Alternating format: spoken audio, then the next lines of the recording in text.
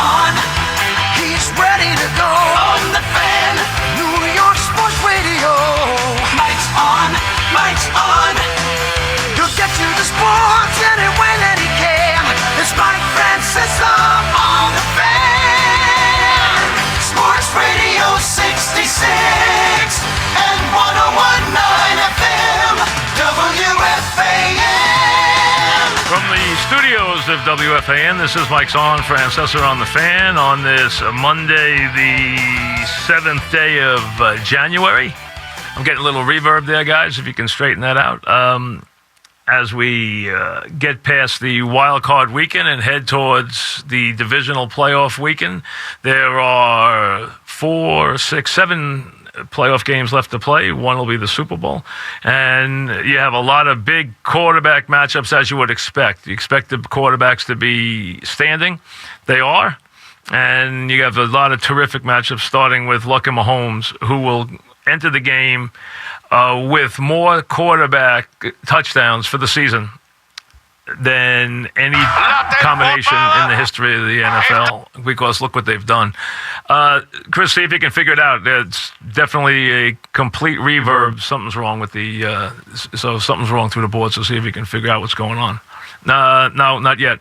So have somebody fiddle around with it. So it's still reverbing like crazy. I'll try to live with it for a couple of minutes if I have to, but it's kind of disconcerting. But I'll start with the Sunday games, and then we'll backtrack to what happened Saturday and head towards this weekend's matchups, which are all very interesting ones, as you would expect. Divisional playoffs usually are. You get the 1 and 2 seeds back in action. It's amazing, though, what has changed, and I've been very slow to make the change.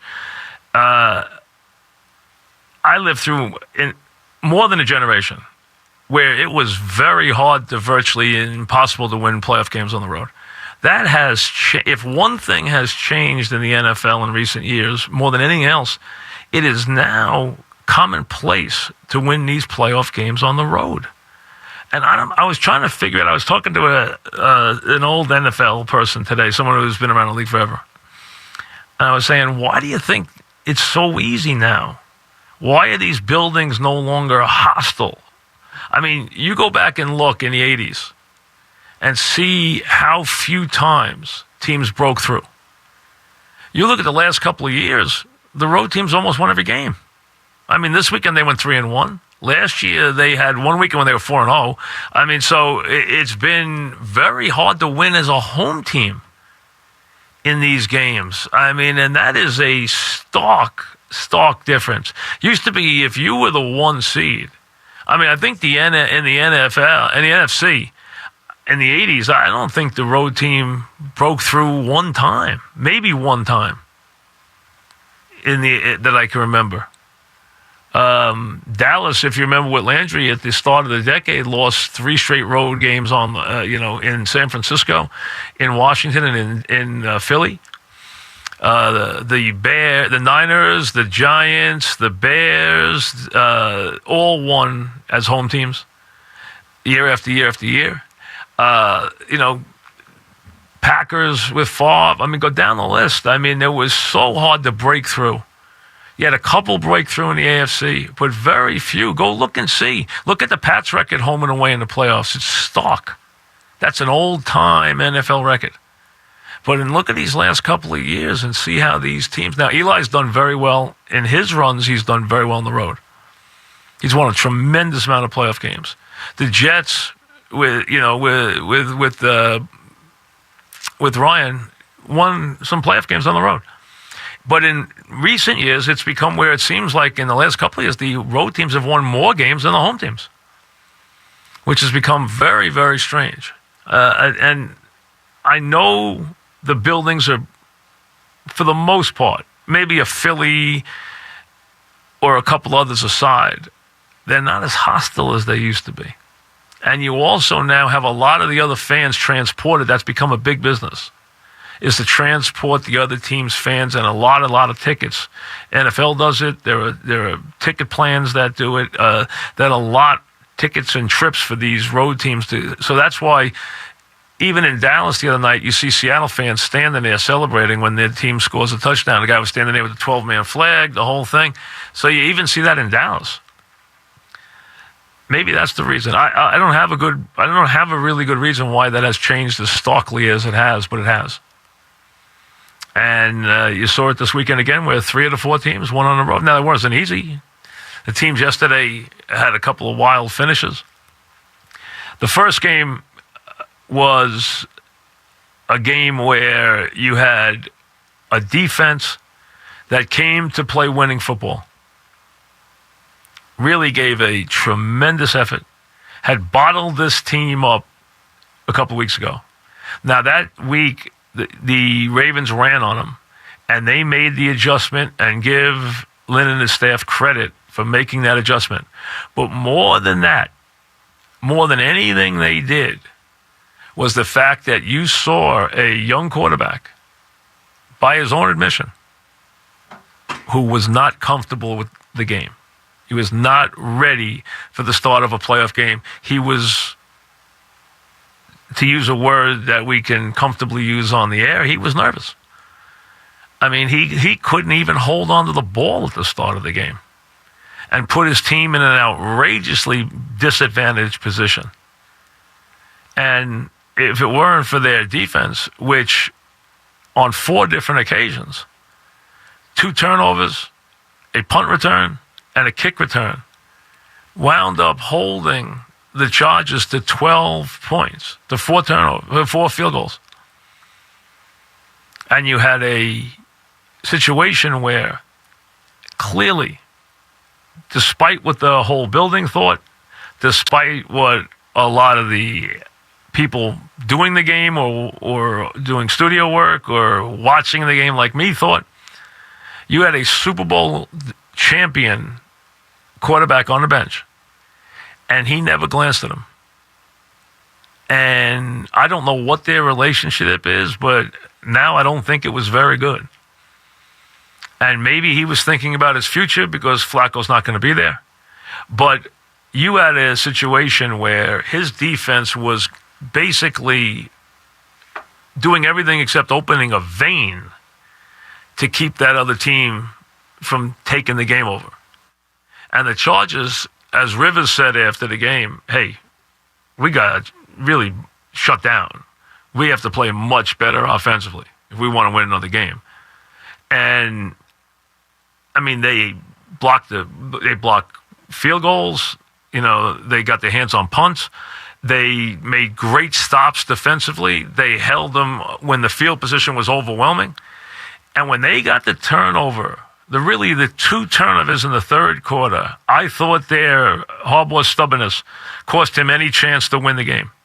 Because if he goes to Flacco there, and Flacco connects, he's a big-arm quarterback who's had success in the postseason, who had one of the great postseason runs of all time. If he gets the ball in the 21-yard line and sticks that next play in the end zone, I'll tell you right now, and this is 40 years of watching the NFL, the Ravens win that game. Because they would have taken over that stadium. They bottled them up forever. He got loose on one pass play that set up the one touchdown they got in the game. And on the one touchdown they got, it was controversial they even got it. And they got the ball on the 21 and the 40-yard line in the third quarter.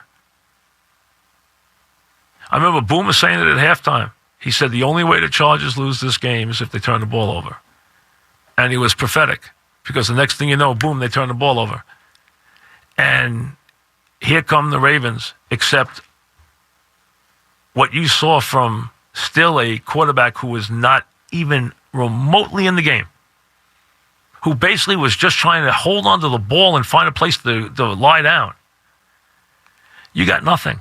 You got a field goal to make it 12-3. You got the ball on the 21. You got 3 plays and out and a field goal. And then you got the ball on the 40-yard line and had to try a long field goal, which they missed. So you come out of those 2 stands there where you got the ball on the plus 21 and the plus 40, and you were only down 12-0 in a stadium that was ready to erupt, in a defense that was dominating the game. If you could have put up 14 points there, that game is yours. I know the stuff that went on late in that game, and you're going to tell me that they actually got the ball back. All right, they got the ball back with no chance to win, down 6 points. That was the flukiest couple of things that ever happened in a game. He threw one ball. He wasn't even looking. I mean, so the bottom line is, don't tell me they backed off completely with a big lead, thought the game was over, and then realized, wait a second, guys, we got to play again. That's what happened with a 23-3 lead. The game was completely over.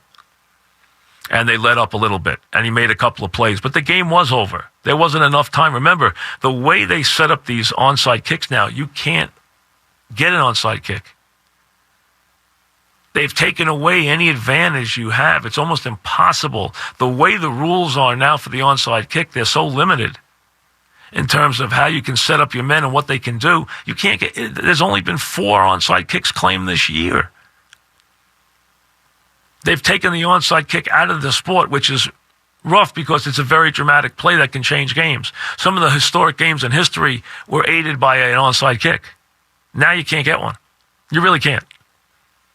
A team would have to make a colossal blunder for you to get an onside kick now. But I was stunned that it told me that the relationship between him and Flacco has deteriorated to such a level that he never even looked at Flacco. And you heard a whole building. One time when he ran back out in the third quarter, there was a groan throughout the entire stadium. So I was very surprised. And then after the game, he said, I made the right move. Give me a break. I mean, listen, say nothing. Tell me you made the right move. You got a guy there who won you a Super Bowl. Won you a Super Bowl. Went 11 touchdowns and no interceptions in the playoffs. Won you a Super Bowl, and you didn't give him a chance to keep your playoff run alive. You didn't give him a chance when you had a quarterback who couldn't, at that point in the game, had 2 first downs and looked like a deer in the headlights. And listen, that can happen to kids. All right, he's a kid player. He's limited. He doesn't have a great passing game. They bottled up. They showed him some things he hadn't seen, and he was scared to death. He got off to a bad start. He had trouble handling snaps. He fumbled 3 times out of the first 5 times. He fumbled the ball 3 times out of the first 5 times, and then fumbled the last play apropos in the game. That was non-coaching, is what that was. Now the Chargers move on. They're a better opponent anyway. So if you want to bet a game, you got one. This is going to be a tough game for the Pats. You can tell. When are the Pats a 4-point favorite at home? I mean, so that just tells you right there that they respect the Chargers and they know the Pats are slipping. And obviously Rivers and Brady, the quarterback matchups, 3 of the 4 are very enticing. One is the couple of young guys who got to prove that they are ready for this. That, of course, comes in the Dallas Ram game. The other 3 games, you got the 2 young, Luck's not young anymore, but you got the great quarterbacks in Luck and what Mahomes has done this year. You have, obviously, Rivers and Brady. You have Foles and Breeze, and Foles has become the magic man. And then we get to that game. That game was marred by a couple of things, and you know what? I blame the Bears for part of it.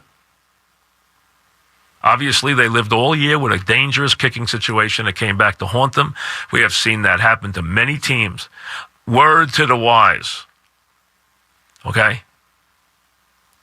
When your kicker slips below 80% at any point in a season, he becomes somebody else's kicker. Because when you take a dangerous kicking situation into the postseason, it will end your season. Death by kicker is the most painful death you can have in the postseason. And you've seen it happen a million times. Now, once in a while, it can happen to a really good guy. All right?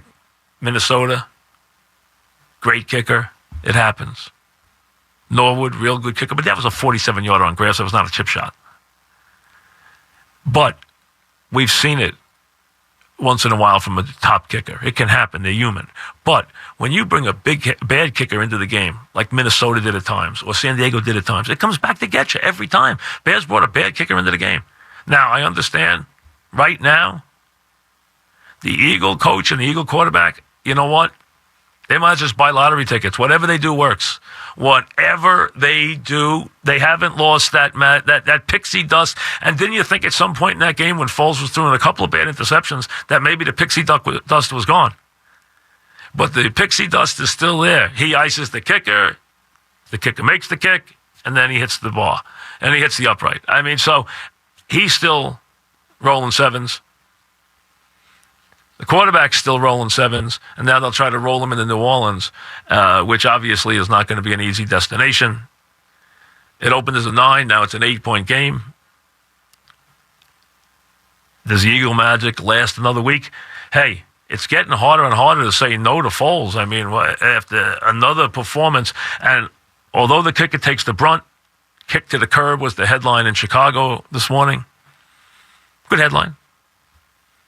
Chicago Tribune, kick to the curb. But don't forget to give a heaping helping of the blame to the vaunted bad defense. When you are in your building and you got a 5-point lead and you have a vaunted unit and you're in a playoff game, you're in a money game, you expect them to do their job. Whether it's have your quarterback 5 points down, go win the game, if it's Brady or Manning or whoever it might be, or you have the big defense and you're asking that guy and that defense to stand up. And Mac, to me, did not live up to the billing this year. He wasn't as invisible as Watt was, but he was not what he should have been or what the reputation says he should be in that game, because that's when you stand up. When you want to be a great player, that's when you stand up and make the play that ends the game. The Bear D cannot get scored on there. They do. I understand on 4th down. And as I told you, Tate makes plays. He just does. He just is in the right spot at the right time. So Baldwin always does, and Tate does too. They make plays. So does Sproles. They make plays. There's certain guys that do. Steve Smith always did in the playoffs. Always made plays. But, hey, let's give the young bad quarterback credit. He made the plays he had to make. He put his team in position. He did his job. This isn't on him. He can rest his head on the pillow all off season. He did his job. And you say, well, still, no, that kicks NFL, good field conditions. That's not only makeable, that's a kick you have to make. That's inside the realm of, that's a makeable kick. That's supposed to go in. That's supposed to be through the uprights. So he did his job. The defense didn't do its job. And we can go back and talk about all the different things that went on in the game, including the utterly ridiculous. And I mean, they pulled this, and you even heard Terry McAuley say, what'd they do? Pull this out of the back of the binder? I mean, listen, if you fumble the ball with possession, the ball should be where you spot it, where you lose it. It shouldn't be. It should have been just like it went out of bounds. If they had possession of the ball, ergo, they keep possession of the ball. How is that? Once it's a complete pass, how in the world is it an incomplete pass? It makes absolutely no sense. And I'd never seen them dust that one off before. Nor have a lot of other people who were doing the games, including guys who did Super Bowls, admitted they hadn't seen that one. I mean, think about it. You have possession. It's a catch, which means he has possessed the ball on the field of play. If it is not recovered by the defending team, whose ball is it? It's the team who had it. How is that an incomplete pass? How does that send that? How does, and I see River on TV saying, well, maybe we'll go back and talk about this. Go back and talk about it. It doesn't make any sense. So if he fumbled it out of bounds, if he caught it and it went out of bounds on the 4, it's bare ball. But if he possesses it on the 4 and the other team doesn't have the wherewithal to pick it up, it's an incomplete pass. How does that make any sense in the entire world? It doesn't. It doesn't. So I would put that in the category of another big Eagle break. But hey, listen, the Eagles have showed you they do more than just make breaks. They play great in these games. They make plays. I said all week that their secondary wouldn't stand up. I was dead wrong. Their secondary played really well. I got to give them credit. They never exposed that secondary in that game. I thought they would. I thought that secondary, which I've watched cut up all season, I thought it would get cut up in that game, and it didn't. You got to give them credit. They made plays the entire game in that secondary. So that's good coaching. That's clutch playing. You got to give those guys credit. So kudos to them. They earn that.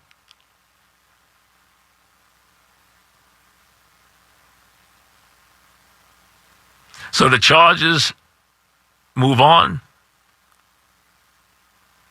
And there's a lot of people going to be wondering what might have been if a Super Bowl winning quarterback had gotten off the bench in the third quarter of that game. And then the Bears, hey, they had a million opportunities to put that game away. Remember, if they get a 2-point conversion, there's a million different things there. They don't get the 2-point conversion. They don't get the ball on the 4-yard line.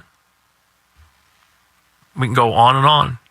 But it doesn't make any difference. They go home, and the Eagles go to New Orleans to take on the Saints. The 4 games, the Chiefs,